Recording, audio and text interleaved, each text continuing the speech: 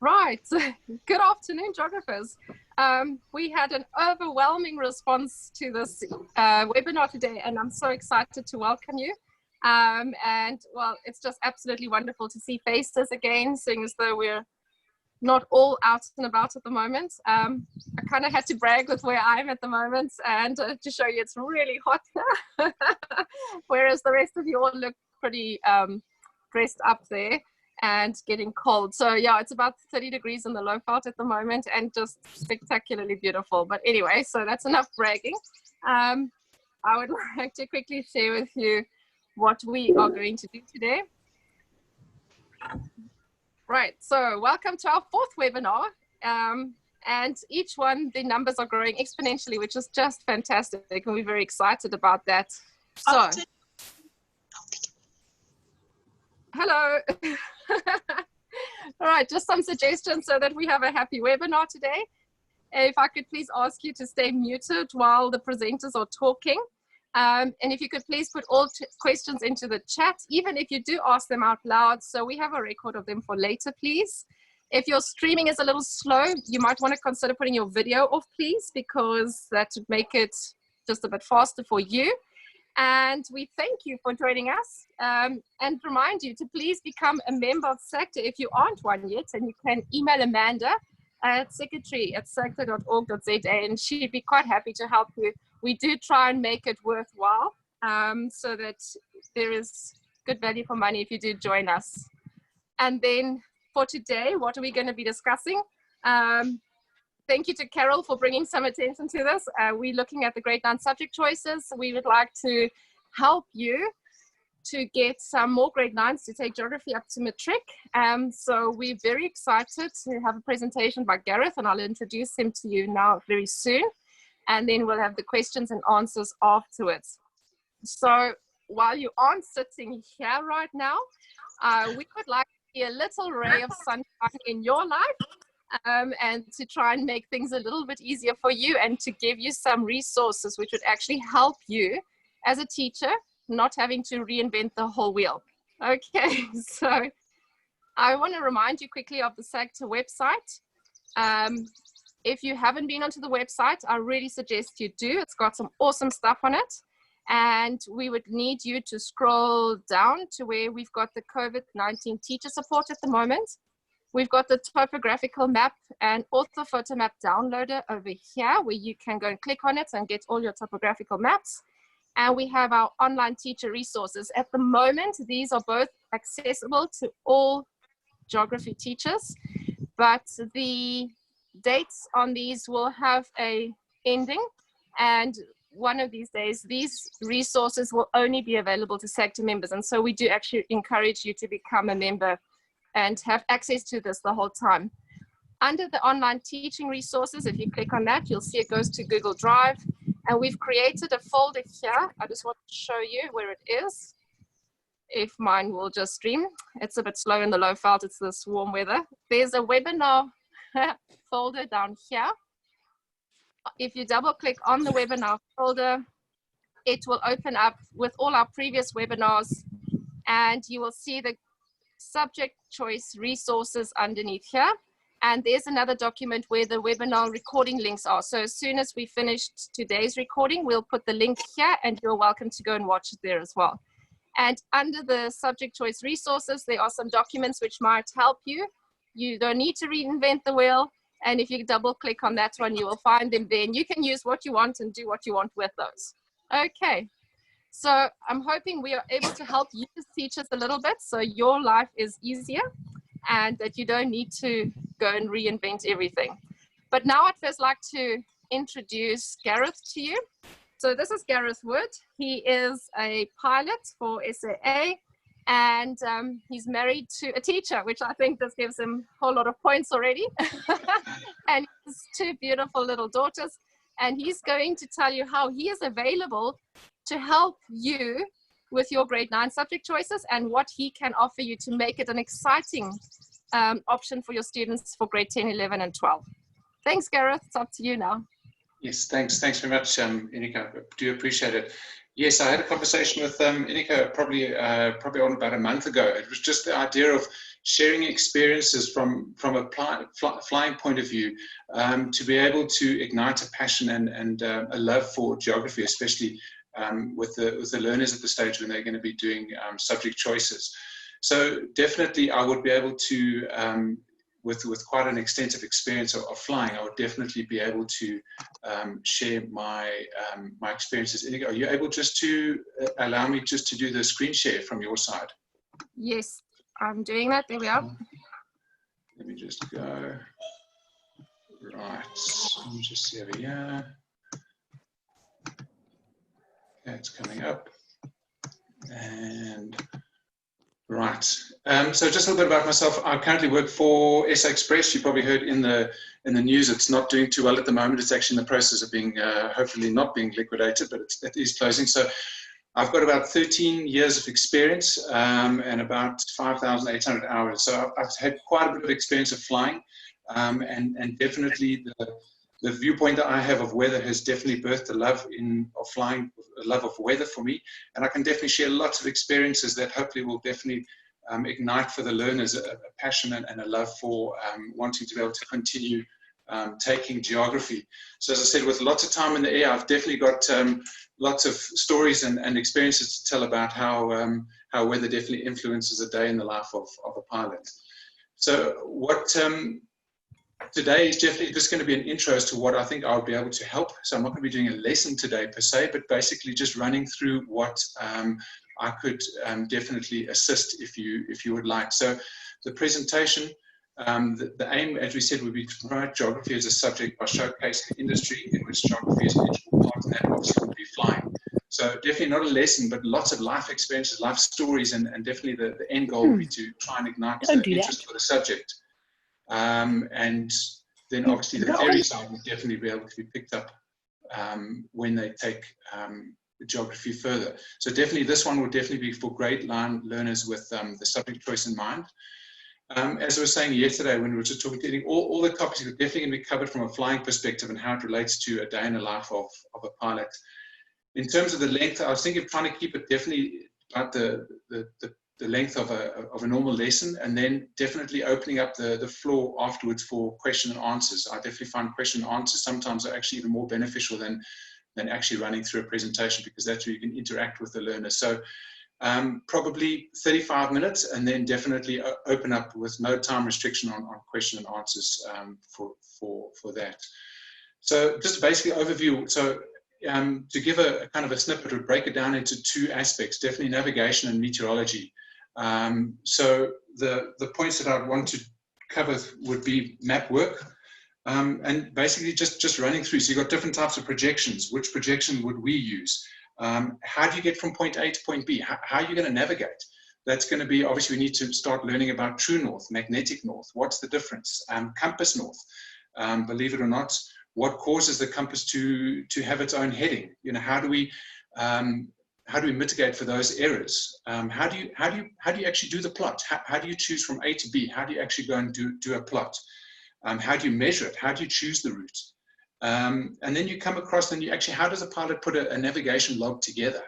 And then when you're actually coming to flying the routes, so wind, what is wind going to do? Then you're going to get heading and track. Then you're going to get ground speed. Ground speed is quite important, because then you're going to be able to start working out time. Then you're going to start being able to do fuel calculations, which is absolutely crucial. And then you're going to start getting onto effects of so speed, for example. That'll be another big point. So what is the measurement of speed for flying? Why do you use knots? How is it all related into map work? Then you come actually flying the route, and that's going to be quite an exciting one. So I can definitely relay definitely lots of stories on that. So what do you use an airplane to actually navigate? What instruments do you use? There's a compass, but there's shortfalls when it comes to a compass. We have to have a thing of a directional gyro. What is a directional gyro? What are its shortfalls? Things like Earth Wonder, when that comes into play. So yes, heading and track. So then you'd start bringing into like density, temperature, pressure, elevation, humidity. And we were talking yesterday about stories. There was quite a sad story about 15 years ago at Grand Central Airport. There was quite a big famous school, air school. I won't mention the name. They are at the coast. and they were doing cross-country navigation. And this is about learning to love weather. When you have a situation when you can tell it, probably a geography teacher is the same as a pilot. Whenever the news is on, you're not interested in the news, you're interested in the weather forecast afterwards. You look at your weather report with the same intensity as everybody looks at, is Cyril going to open up the bottle stores? You know, you love it, and you need to be able to develop a love and a passion for weather and a respect for it. So this particular flying school, they were doing a navigation flight from the coast, and part of their training is they've got to do cross-country navigation all over the country. So they came up to Grand Central, and they arrived, and the next day that they were going to be doing their departure to carry on with their navigation. When we do training, when I did training in Grand Central for the types of airplane that they were flying, you would do 2 people in the airplane for and no more, because of the elevation, the temperature, and what we in flying would call the density altitude. Unfortunately, that particular day, they had 4 people in the airplane. They had bags. The weather was about 33 degrees. The wind was such that it was an uphill runway. And unfortunately, the rest was a foregone conclusion. They didn't make it. They went off the runway. They crashed into someone's house. The one person survived, and he told me the story in intimate details. And he only survived because he was miraculously thrown out of the airplane and landed in the person's swimming pool. The rest of them, unfortunately, didn't make it. They burned to death. The reason why I say that is because you've got to start to love weather, be able to start to work with weather, be able to start to understand what you're dealing with. For that particular day, they had a density altitude of about 8,500 to 9,000 feet. So the airplane was assuming that it was at that particular, and it was performing as though it was at 9,000 feet. So I'll run through a route. So what is the effect of pressure, temperature, and all of that actually have on a practical flight from A to B? Altimeters, pressure, so altimeter of an airplane is a barometer. So if you get your pressure setting, if you get your settings on it wrong, what's going to happen? So we've covered that. Yes, so, and then a successful navigation, I'm going to run through what you actually need to do. You've got to have accurate plotting. You can't just pick up this map and draw from A to B. You've got to see what is around there. Do you understand what that map is telling you? Do you know the legend? And a story that I can, and I know you're recording this, I'm not going to incriminate anyone, but I was doing a navigation flight early on in my career, and just with a complete no respect for map work, no respect for kind of anything. Off I was shooting off from Grand Central off to Sun City.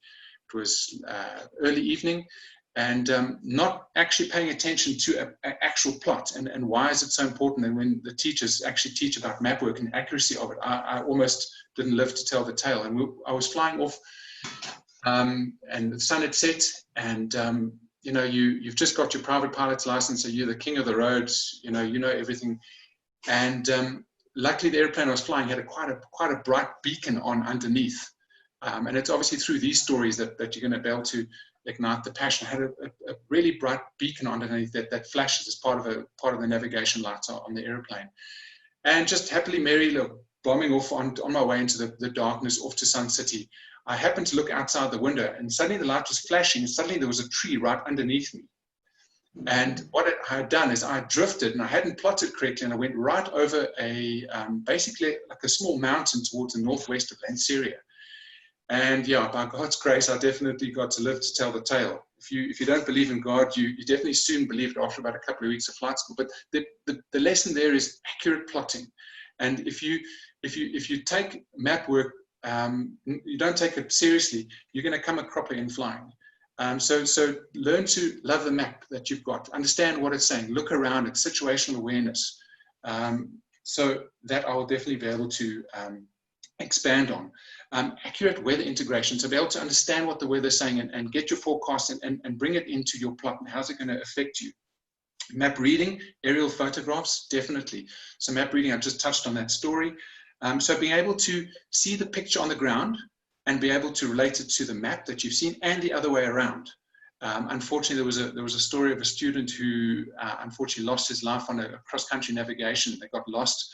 And there's many tricks when you're lost. Well, first of all, pilots have got I think they said they're quite insecure, and got big egos. So a pilot's never lost. The term when a pilot's lost is you're just temporarily unsure of position. You never actually lost. So you never go on the radio and say, please help, I'm lost. But some of the tricks that people do is they dive down low and they find a railway line and they try to fly slowly past a railway station to have a look to see what the name on the railway station is, and then quickly bomb back up again, pull out the map and try and see, where did I go wrong and how did I go wrong. But on a more serious note, so the student took off from Cape Town. I was doing quite an extensive cross-country navigation, and basically for the reasons that happened to me, I was lucky that I could make it, got lost and panicked and ran out of fuel, and unfortunately he didn't make it. And that's a story of accurate map work, accurate plotting, accurate map reading, and unfortunately when it comes to flying, it's a little bit more difficult because you've got to fly this airplane. There's no autopilot. You've got to talk on the radio.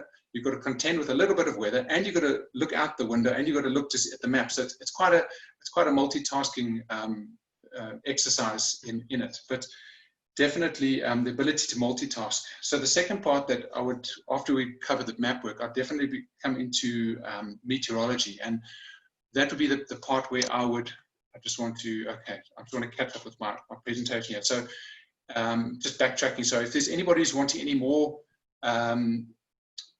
presentations with a lot more content for senior grades, I can definitely do that. That's my office. And that was us just somewhere, I don't know where. And so that's a VFR map. So that is what a student pilot on a low-level navigation would be working with. So they'll be drawing a line from A to B. Sometimes you can't go straight to B. You've got to go via because of restrictions, because of whatever on the route. So that is basically the map that you'd be looking at. Excuse me. That's just a close-up. You can see what the map is like. And then the part where I'm on now. So in terms of commercial aviation for airlines, that's the map. So similar principles, just looks a bit different, but obviously I'm not going to go into this. So for the second part for meteorology would be the fun part. Lots of stories, lots of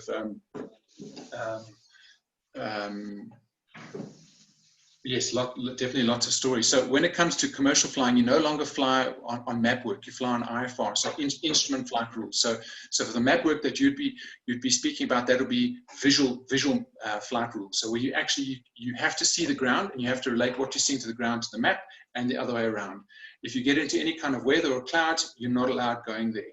When you start going to commercial aviation, obviously you're further away from the ground, you're into clouds, and that's when they teach you how to fly purely on instruments. And this is an instrument map, so it's an IFR, instrument flight rules map.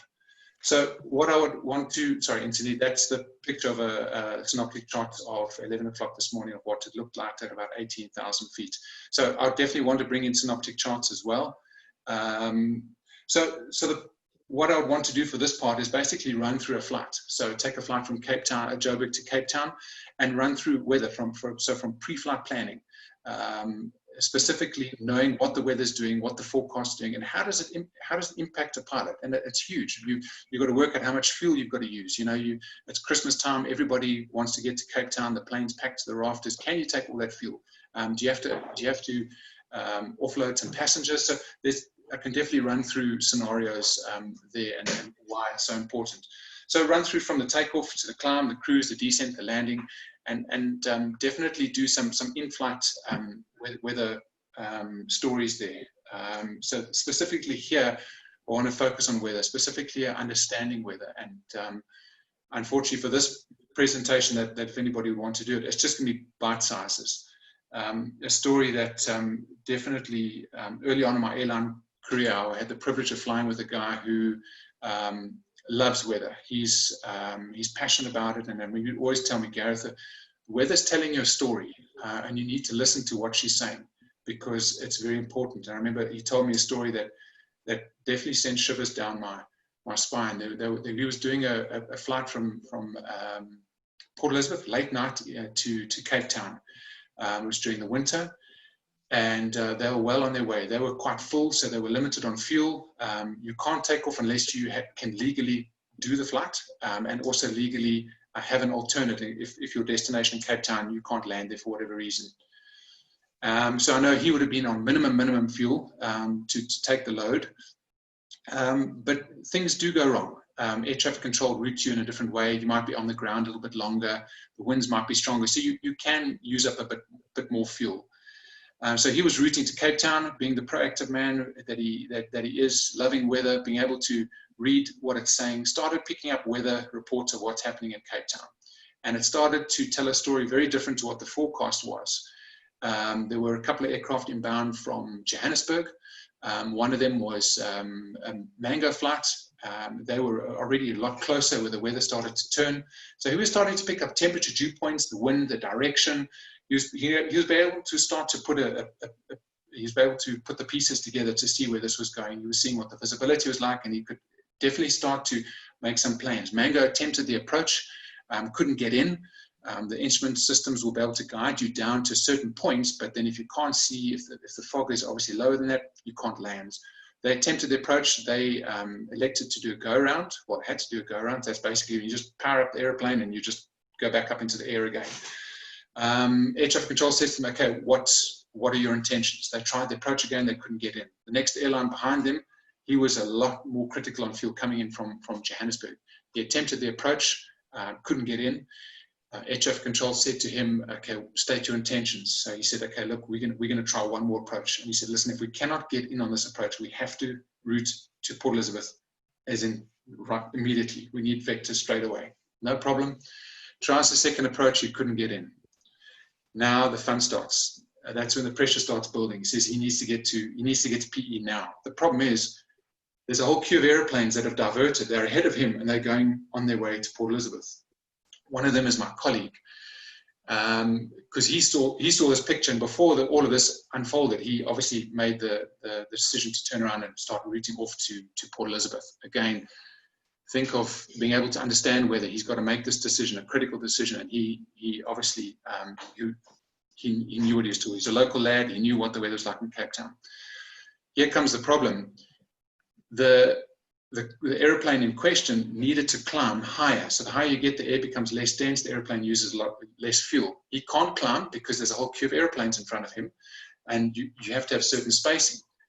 He now starts getting really ratty, starts shouting the radio he needs to. He says, I'm on now minimum fuel, declares minimum fuel. So it's not emergency yet, but it's basically saying, listen, you can't mess me around. I need straight strike, straight into Port Elizabeth. Otherwise, there's going to be a problem.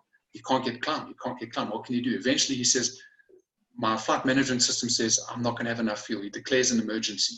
So you sitting at the back, you're annoyed because you're going off to Port Elizabeth. You know, you've got another time for a cup of coffee, but you don't know what's quite going on in the front office there.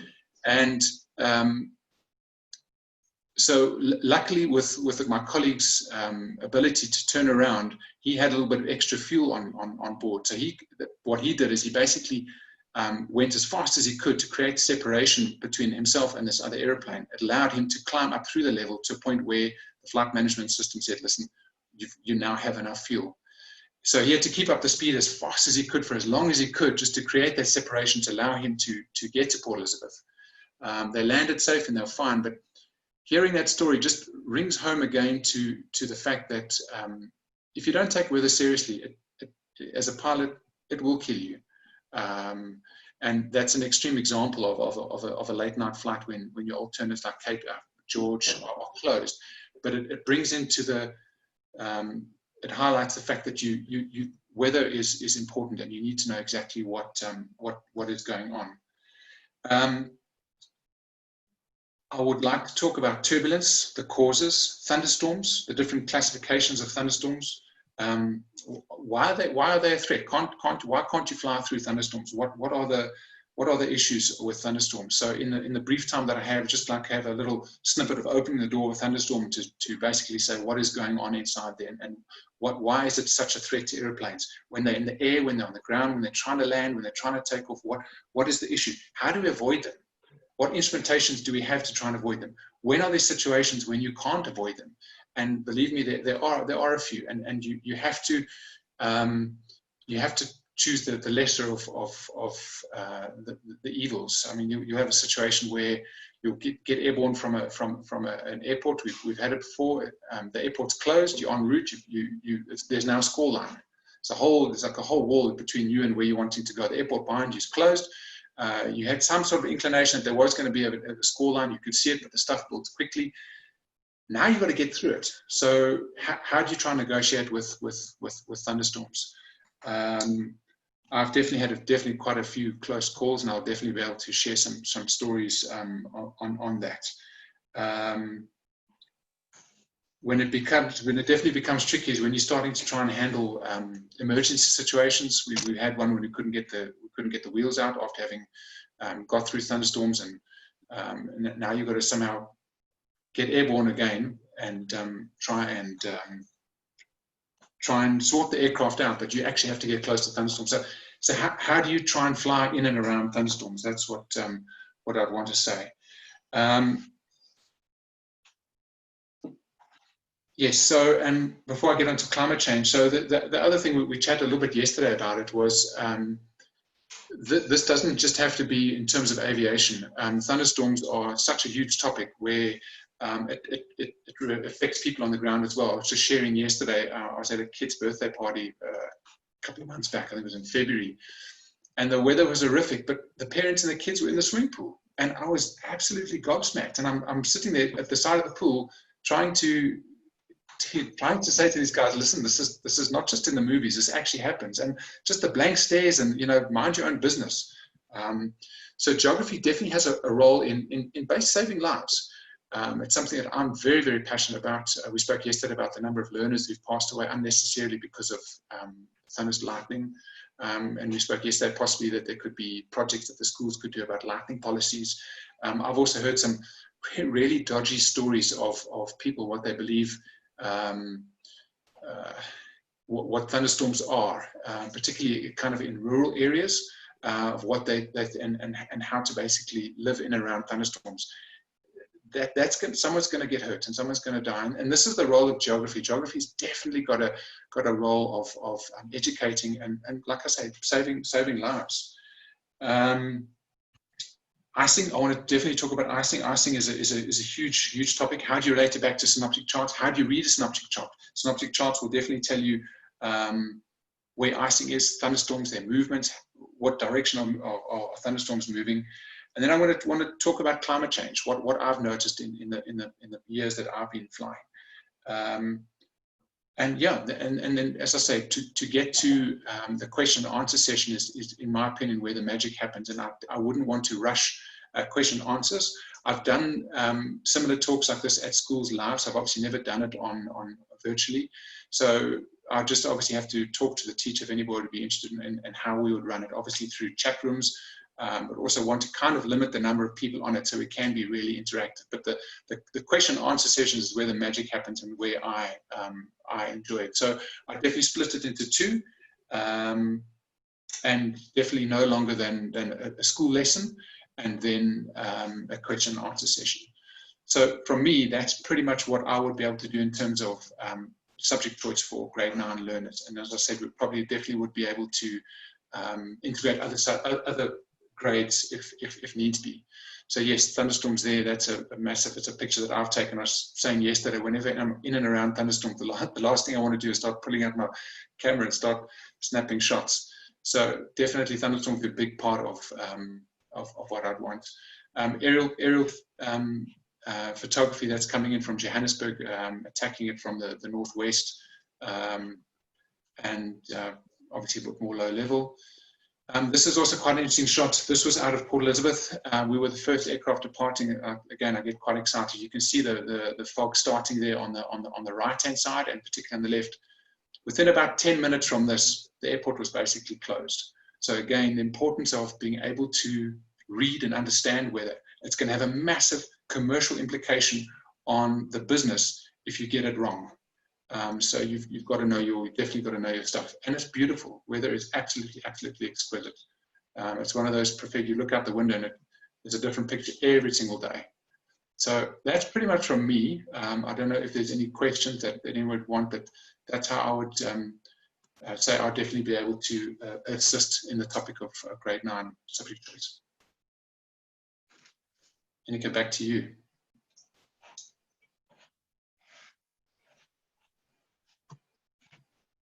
Is Inika there? Hi, thanks, Gareth. Sorry, it actually kicked me out of my own meeting. Oh, Sorry, that's rude. the signal is a little bit bad down here. See your passion and love for the whole weather thing there. I'd like to ask if anyone has any questions, if they could pop them in the chat. I've lost everything on the chat now. I don't know if there's anyone else who perhaps has a question to ask Gareth there. Anyone? Pam, do you have one? Yes, I have a question. Gareth, I see some comments there, and they're saying this would be really quite nice for a grade 12 presentation. So, I mean, what you've been talking about. So you could tailor make this to kind of look at thunderstorm score lines, look at the cloud types and that. Just elaborate a little bit what you could offer, say, a grade 12 lesson of 30 to 45 minutes in terms of, from your perspective and from the importance of understanding updrafts, downdrafts, all the differences. Absolutely. I would, what I would need to do is then obviously just touch base with the teacher in question, just get a feel of where they are, and as to kind of what they've been taught, what theory they've been taught and what they know, and then basically just recap it. And then, as I say, just give lots of practical experiences, you know, so when the textbook comes alive, when I can tell you a time when, you know, thunderstorms are updraft and downdraft of 6,000 feet a minute, how does that relate to a person like me who by mistake slipped into a storm one day? Absolutely, I would just have to see where and what the teacher would particularly would like.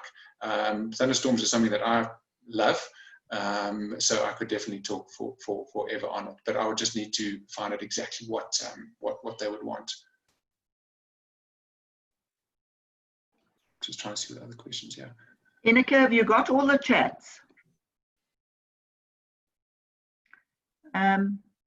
Maybe we ask Knusena. She's posted something here. I work at an all-girls high school. How do women get on in the flying industry? Is there male preference? That's quite a nice loaded question, Gareth. Yeah. So the male-dominated aviation industry, okay, this is from a male perspective. I think probably the best person would speak to would definitely be a female pilot. But from my point of view, I think that changed 15 years ago. Ladies in the flight deck are very common, very, very, very common. I've flown with lots. Personally, I prefer actually flying with ladies. They're a lot nicer to be around and spending the day with. Yes, so in my opinion, but that's from a male's perspective, that was definitely put to bed a long time ago. I just saw one thing about flying being very scary. So just to put everyone at ease the next time you're going to holiday to Cape Town, flying is one of those professions where you constantly are working. You are re-evaluated every 6 months. So your bar exam or whatever it is, you have to take it every 6 months. And if you don't make it, you're out. So it involves simulated training, involves all your emergencies. There'll be it'll be 2 crew, there'll be an instructor behind you, and they'll throw it pretty much like you see on National Geographic air crash investigations, where they you know, the movie's filmed in a simulator. It's basically like that, and they'll throw everything at you, and they evaluate you to see how you're doing, and weather incorporates a big part. In fact, with climate change and with the intensity of weather being what it is, weather training is becoming more prevalent now. So microbursts, wind shears, all that stuff is very integrated into training now. So you have every 6 months you have to redo your qualification. It's a lot of learning and studying. Once a year you get a spot check from senior management pilots, and you could possibly even get that every now and again. So it's something you have to be on top of your game. And you've got, with commercial aviation, you've got legislation on your side. It's not like a guy down the road who's got a little airplane. He's just going to go and, you know, screech around town, you know, showing off to the girls. It's this is definitely completely different. You can't legally commence a flight unless you've got to have the fuel. You've got to have destinations. It's a whole. You are definitely in safe hands. But those particular stories that I did tell you were when Murphy definitely came to the office that day, and what made a difference on those flights was the ability to understand what the weather was doing. And on the particular case I told with my colleague, he read the weather. And he made his decision before it went pear-shaped the way it did. So you can rest assured, check in on your flight and sit back and enjoy that cup of coffee. You don't need to worry.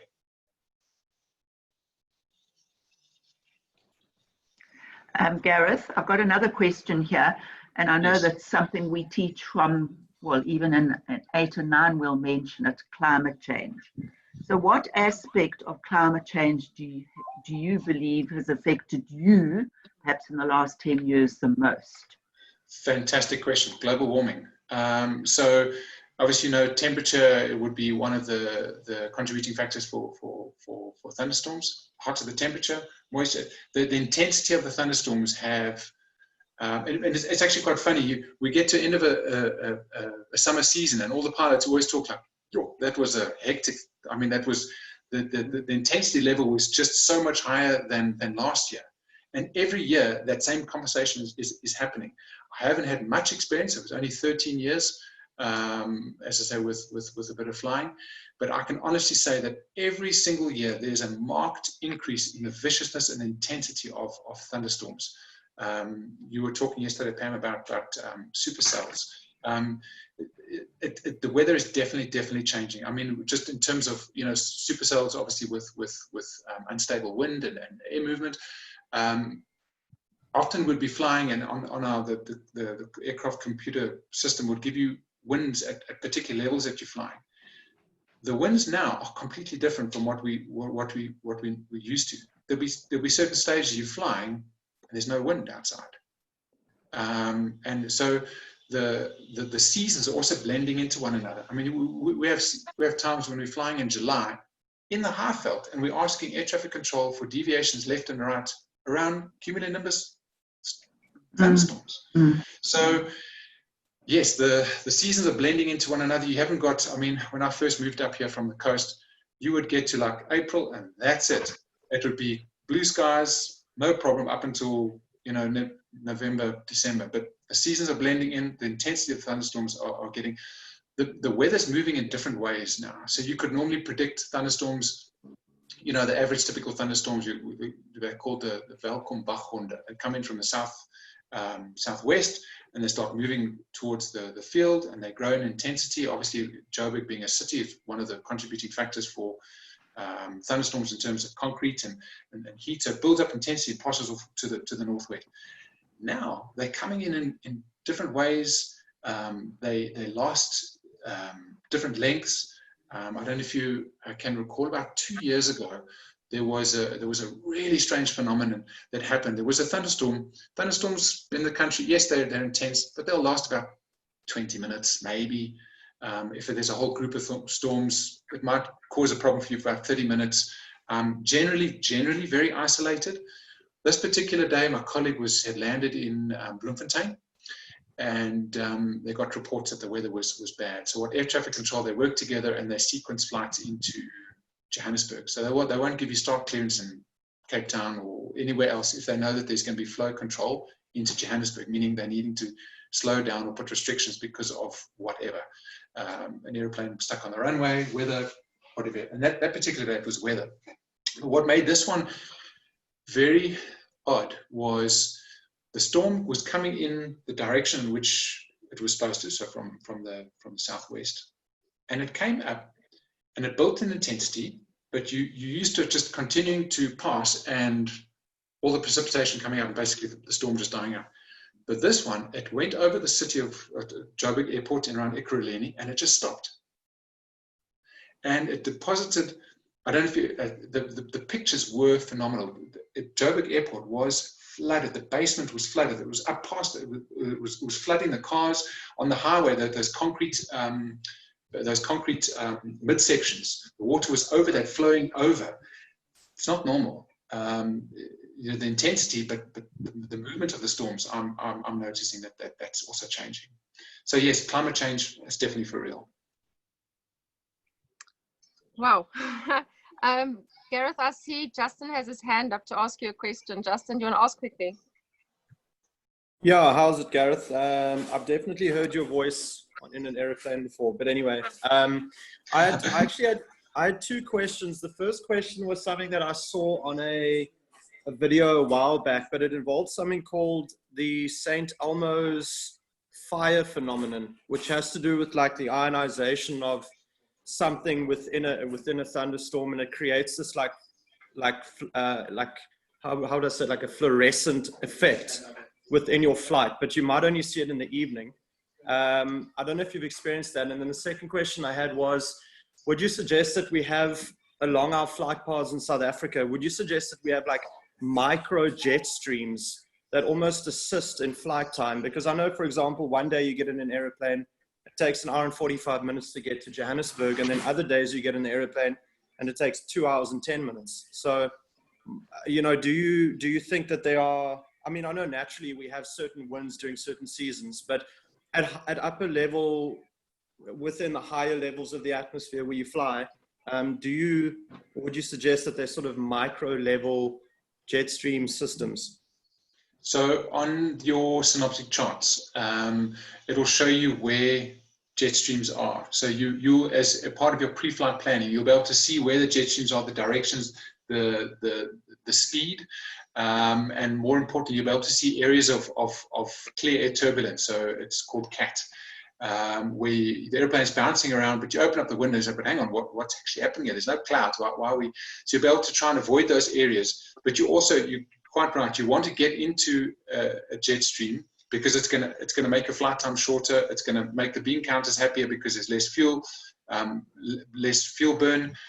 So definitely. So obviously this time of year with the frontal system come from Cape Town, westerlies are definitely prevalent at this time. So this particular time of year, your flights to Cape Town, for example, and the flight times back are very, very different, and that's definitely because of jet streams. But in terms of where they are, it would all be in your synoptic weather pack that you would get, or you'd download and you'd work through. So you'll be able to predict where they are. Can you use them? Can you not use them? What levels are they? Is it going to present quite a lot of turbulence? Then we're going to opt not to use them. We'll go down a bit lower. But yes, you'll definitely be able to see that. In terms of St. Elmo's fire, yes, I've had that it's quite scary. So basically what you would, it's nothing really, but basically from a flying point of view, you'd be looking out the window and it's like little mini lightning bolts across the window of the airplane for the reasons that you just explained. So again, I think one of the first times I saw it, I didn't really understand what it was. So I think I aged about 10 years, and then luckily the guy flying was like, no, you should have just paid attention in meteorology. You see, I was going to say to Ineke yesterday, my biggest regret is having dropped the subject. So you see, I wouldn't have had a freak out session there if I'd had Ineke as my geography teacher in grade 10. Awesome, thank you. Pleasure. I hope my flight that you're with, Justin, was pleasant. I hope we were on time.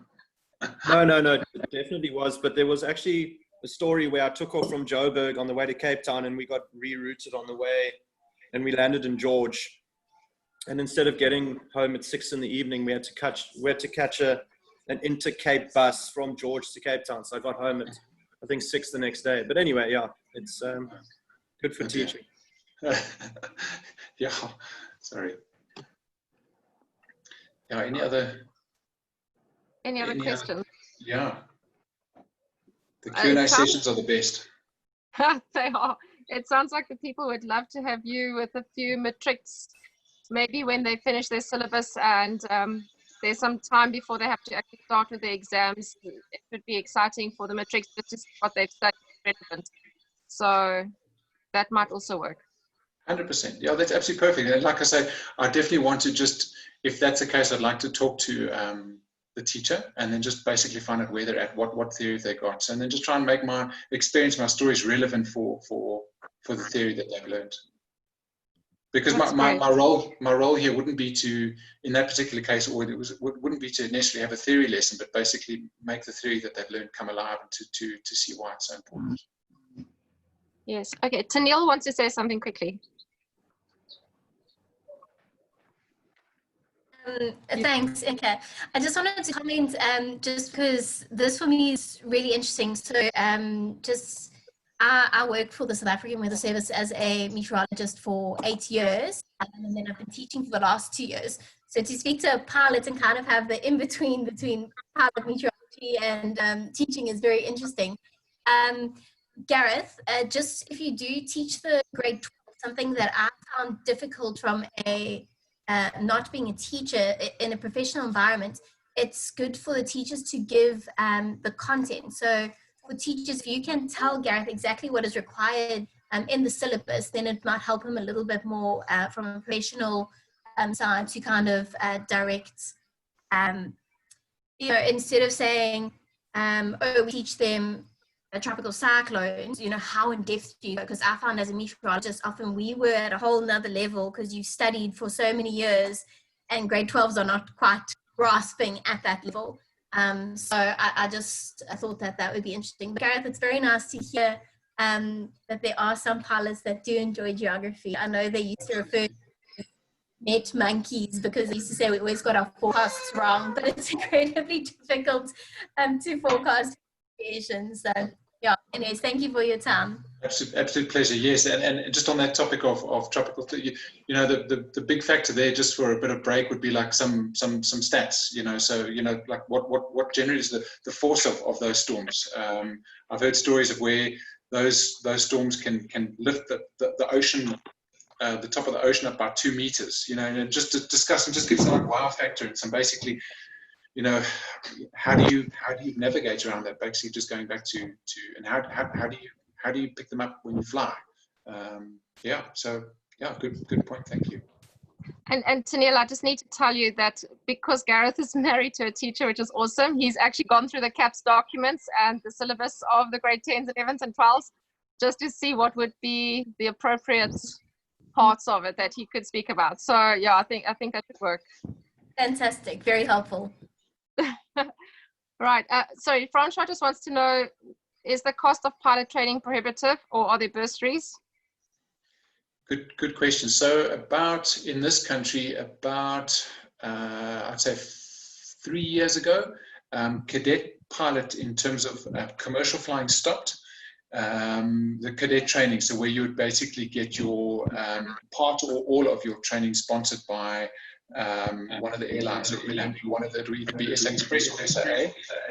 The other route for being sponsored would be the military.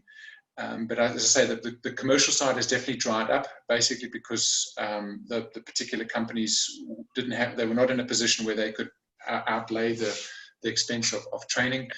I think the cost is, the entry level basic cost is about R1 million. So yes, I would probably say in this country, the best way of that would probably be trying for the armed forces, for the Air Force. Overseas, it is quite different, and the opportunity for sponsorship is a lot more accessible.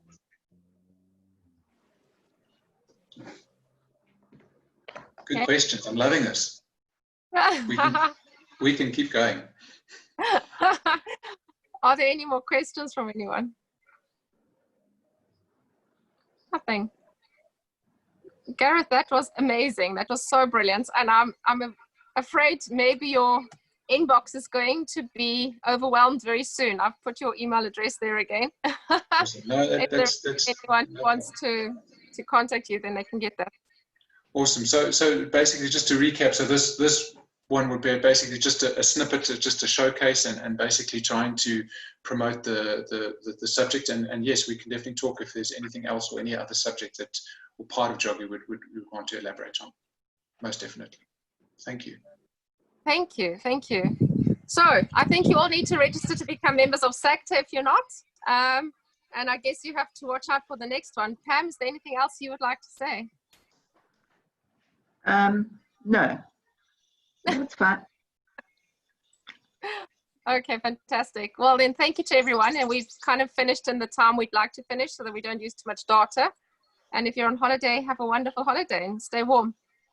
Sure. Thanks, Gareth. Thank you very much. Thanks for your time. Annika. Thanks, everyone. Appreciate Thanks, it. Gareth. Thanks a lot. Take care. Bye, everyone. Cheers. Thank Bye-bye. you. Thank you, Gareth. Bye. Thank you. Pleasure.